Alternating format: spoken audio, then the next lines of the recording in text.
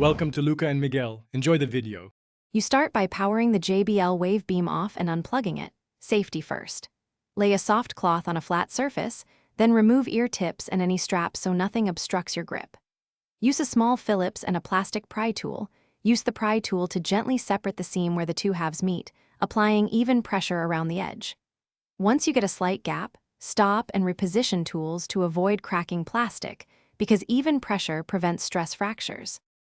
Once done with the seam, open the rear housing slowly, hinge it from the side opposite the charging port. This gives clearance for ribbon cables. Make sure to identify and release any tiny ZIF connectors by flipping their locking tab. Use tweezers if needed.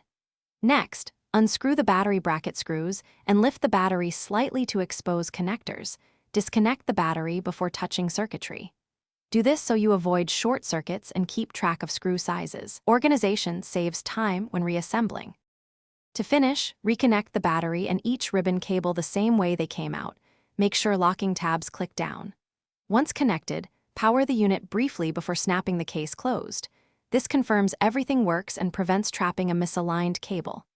If the device fails to power, reopen and check the battery connector seating and any micro fuses. Replace if visible damage.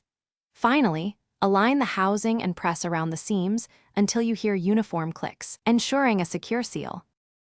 Thanks for watching and please subscribe. It's the best investment you'll ever make.